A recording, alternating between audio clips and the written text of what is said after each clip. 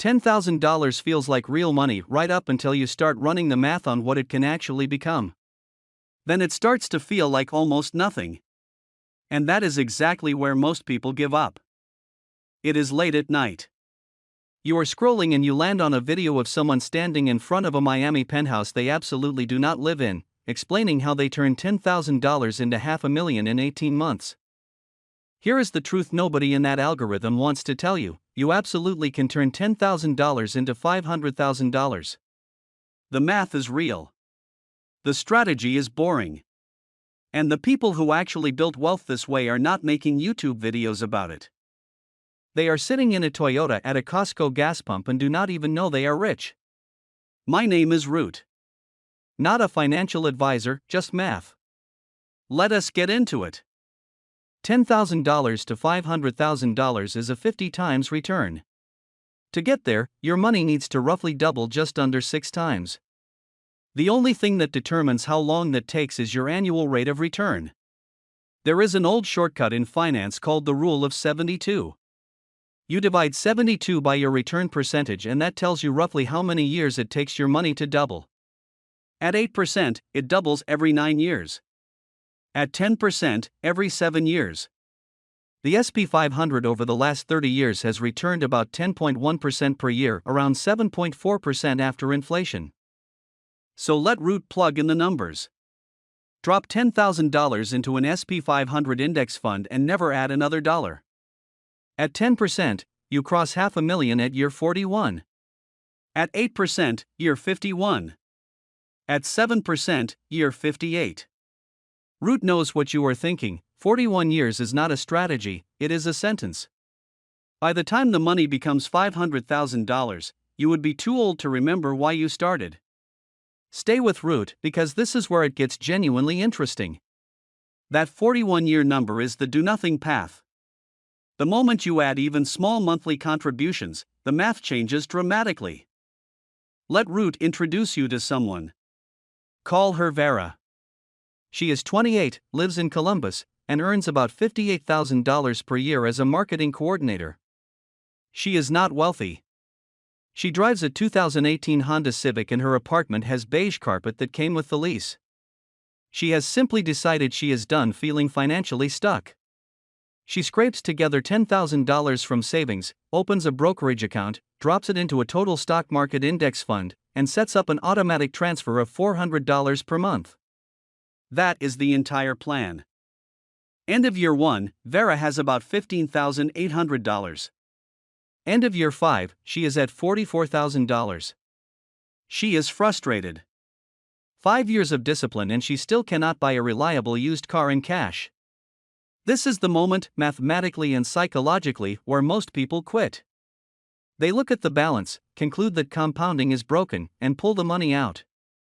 Vera does not, because she understands what is coming. There is a specific year, usually somewhere between year 9 and 11, where the entire game inverts. Her money starts doing more work than she does. Most people quit 1 or 2 years before it happens. Here is the strategy, what Root calls the lazy method. 3 steps. And Root is going to say them plainly, and you are going to think something is being held back. Nothing is being held back. This is genuinely the whole thing. Step 1. Open a brokerage account at Vanguard, Fidelity, or Schwab. Free to open, no minimum, takes about 4 minutes on your phone. Step 2. Buy a total stock market index fund. The 2 main options are VTI from Vanguard and VO, Vanguard's S&P 500 fund. Both charge 0.03% in annual fees, $3 per year for every $10,000 invested. Less than a single coffee. In exchange, you own a slice of basically every major American company in existence. Step 3. Set up automatic monthly contributions. Every payday, money moves from checking to brokerage and automatically buys more of the fund. You do not watch it. You do not time it. You do not check the market. It just runs. That is the entire lazy method. Here is why this absurdly simple approach outperforms almost every alternative available to regular investors. There is a report published twice a year by SP Dow Jones called SPIVA, which tracks how professional fund managers, people in suits, managing billions, with entire research departments, perform compared to simply buying the index. The most recent report shows that 65% of large-cap professional fund managers underperformed the S&P 500 in 2024. Stretch that window to 15 years and 0 out of 22 fund categories had a majority of managers beating the index. Not most. Not half. 0. The professionals with PhDs, Bloomberg terminals, and decades of experience cannot consistently beat a fund you can buy on your phone for $3 per year. Warren Buffett, the most successful investor of his generation, made a public $1 million wager in 2008 that a plain index fund would outperform a hand-picked basket of elite hedge funds over 10 years. He won. The index returned 126%. The hedge fund portfolio returned 36%. He gave the winnings to charity.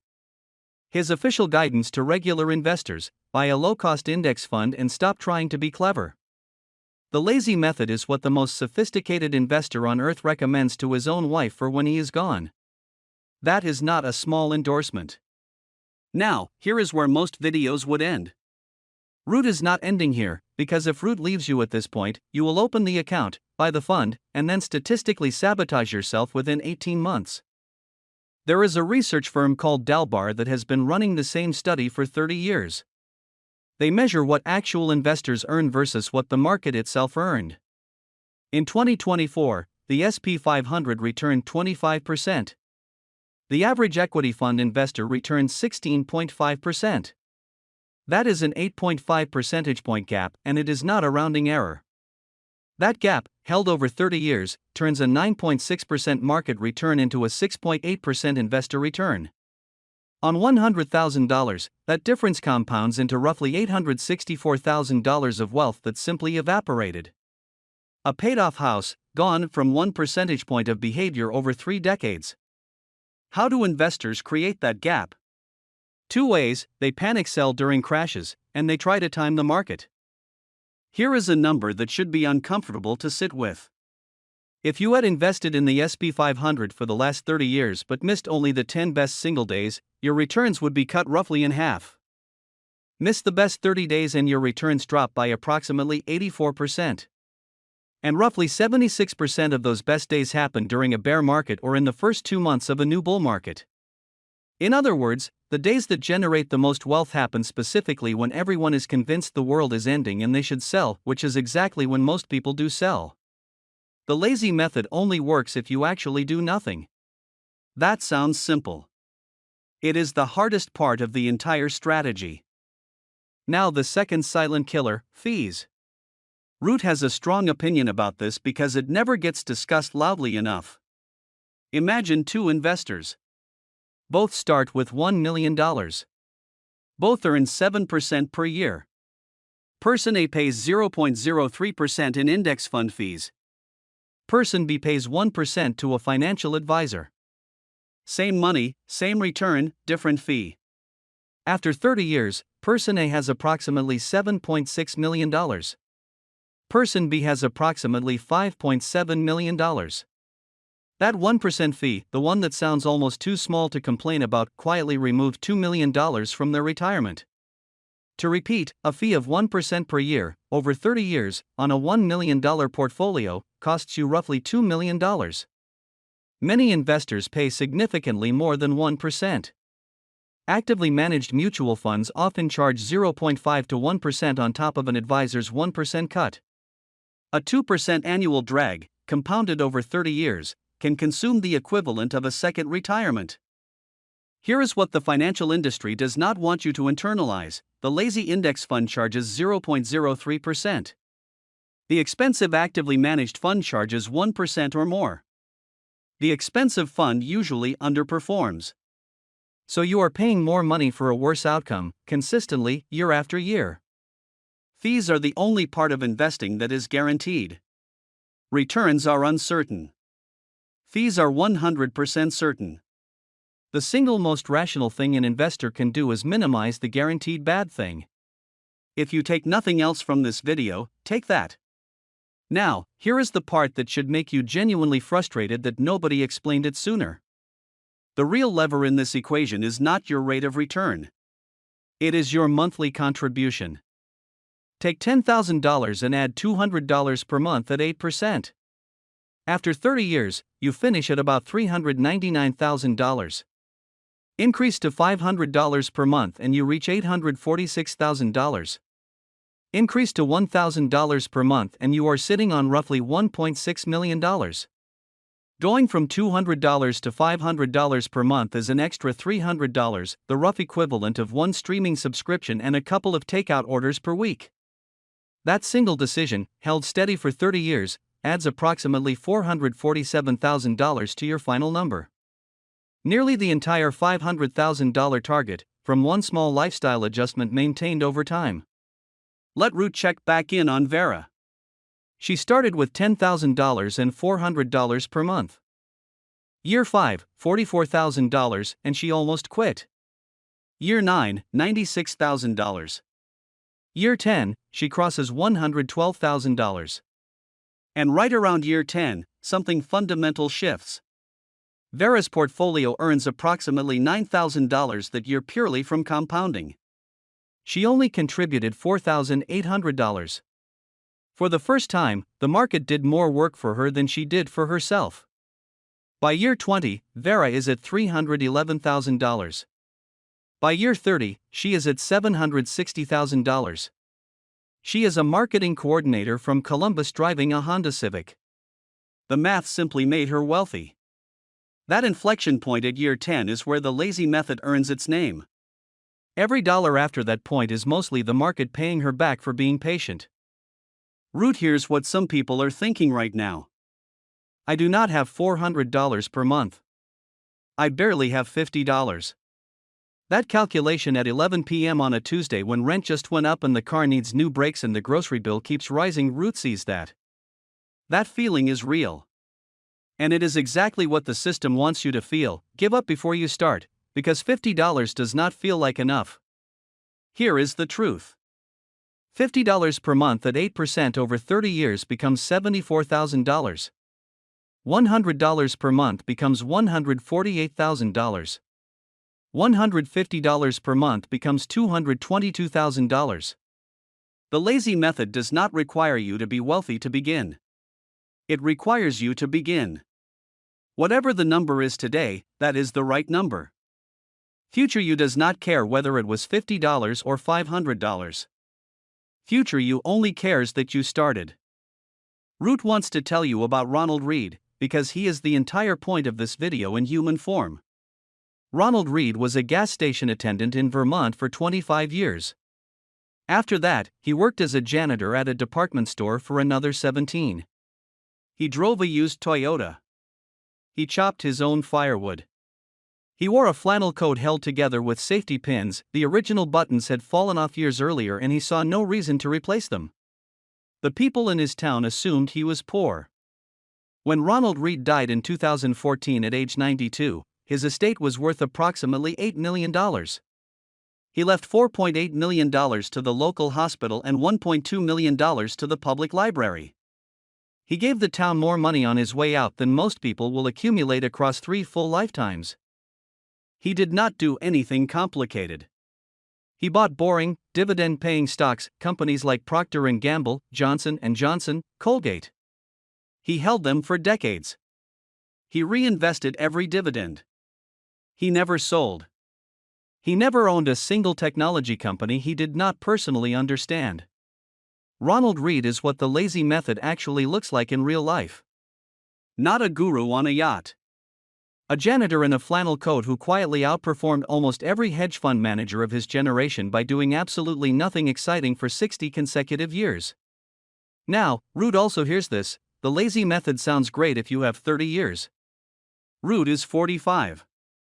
Root is 50. It does not work for me anymore. Here is the thing about that objection: it is wrong. The lazy method absolutely still works at any age. The variable simply shifts from time to contributions.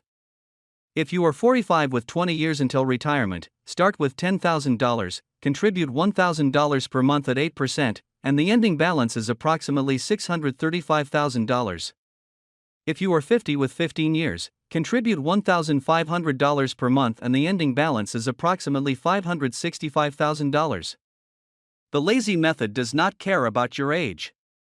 It only takes two inputs, time and money, and it lets you trade one for the other. Starting at 25 with $200 per month reaches the same destination as starting at 45 with $1,000 per month. The 25-year-old has time. The 45-year-old has cash flow. Both can get there. Both have to actually start. The only people who cannot win are the ones still planning to start next year. In the spirit of honesty, Root needs to address where markets actually stand. As of mid-2026, the S&P 500 is sitting near all-time highs. The Shiller-Cape ratio, which measures how expensive stocks are relative to long-term earnings, is around 40. The historical average is approximately 17. The only other times it has been this elevated were 1929 and 1999, neither of which ended well for people who bought right at the peak.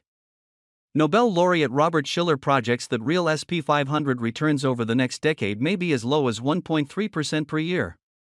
The next 10 years may look very different from the last 10. What does this mean for the lazy method? Two things: plan around 7 to 8% nominal as your working assumption, not 10. And this environment is precisely when discipline matters most. When the next significant correction arrives, and at these valuation levels, you will feel the pull to sell. Do not. You will feel the pull to move to cash and wait it out. Do not. The lazy method works specifically because you keep buying through the frightening parts, especially through them, because that is when shares are the cheapest and the future returns are the highest. Let Root bring this home. $10,000 to $500,000 is real. The math holds. The strategy is, buy a low-cost total market index fund, automate your contributions, and do not sell. That is the complete game. The reason it has never been explained this simply is that no one can build a business charging you for it. There is no commission on doing nothing. There is no upsell on patience. The lazy method is the one financial product the entire industry has a built-in incentive to talk you out of. And if you are sitting there right now feeling behind, like everyone else is generating extraordinary returns and you are falling further behind by being patient, you are not behind. You are playing a long game in a culture that celebrates the short one. The system rewards noise. The lazy method wins anyway. You have permission to be the boring investor. The boring investor wins. Real wealth, the kind that lasts, the kind that compounds across decades, is not built by being spectacularly right one time. It is built by not being wrong, over and over, for 30 years. It is built by automating one boring decision and then aggressively ignoring it. Set it up this week. Set it up tonight. In 30 years, when your boring index fund quietly hands you $500,000, you can be the person at the gas pump in a Toyota who understood something everyone else missed. Real wealth was never the Lamborghini. It was always the Yaris.